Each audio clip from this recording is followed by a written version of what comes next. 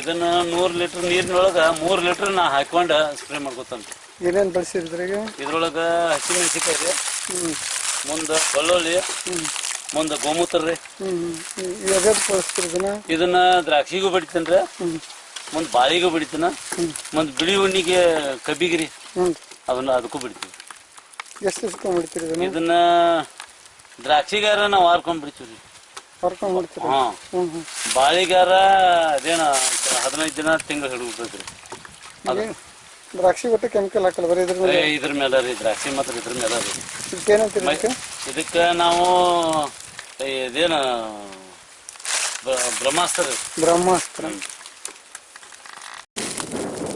ಜೀವಾಮೃತ ಹೆಂಗೆ ತಯಾರು ಮಾಡ್ತೀರಿ? ಇದನ್ರಿ 200 ಲೀಟರ್ ನೀರು ರೀ. 200 ಲೀಟರ್ ನೀರಿನೊಳಗೆ 180 ಲೀಟರ್ ನೀರು ಹಾಕಿವ್ರಿ. ಒಂದು 10 ಲೀಟರ್ ಗೋಮೂತ್ರ ಹಾಕಿವ್ರಿ, ಒಂದು 10 kg ಆಕಳ ಸೆಗಣಿ ಹಾಕಿವ್ರಿ. ಹಾಕಿ ಒಂದು 2 kg ಅಷ್ಟು ಬೆಲ್ಲ ಹಾಕಿವ್ರಿ, ಮುಂದೆ 2 kg ಅಷ್ಟು ಕಡ್ಲಿ ಹಿಟ್ಟ ಅಂದ್ರೆ ದ್ವಿದಳ ಧಾನ್ಯ ಹಿಟ್ಟು ಅವನ್ನ ಹಾಕಿ ನಾವು ಅಷ್ಟನ್ನು ಕೂಡಿ 7 ದಿನ 3 ಎಳೆ ತಿರುತ್ತೀವಿ. ಸ್ವಲ್ಪ ಬಡಗಿಲಿ ತಿರುಗಿದ್ವಿ ಅಂದ್ರೆ 7ನೇ 8ನೇ ದಿನಕ್ಕೆ ನಮಗದ ಜೀವಾಮೃತ ತಯಾರಾಗಿರ್ತದೆ. ನಮ್ಮ 1 ಎಕರೆ ನೆಲಕ್ಕೆ ಕೊಡೋಕೇನು ತೊಂದರೆ ಇಲ್ಲ. ಇಷ್ಟು ನೀರು ಹಾಯಿ ನೀರಿನೊಳಗೆ ಕೊಡ್ಬೋದು. ಬೇಕಾದ್ರೆ ಸೋಸೆ ಅನುಕೂಲ ಇತ್ತಂದ್ರೆ ಅವ್ರು ಡ್ರಿಪ್ನಾಗೂ ಬಿಡ್ಬೋದು. ಆದ್ರೆ ನಾವು ಮಾತ್ರ ಈ ಹಾಯಿ ನೀರಿನೊಳಗೆ ಕೊಡ್ತೀವಿ ರೀ.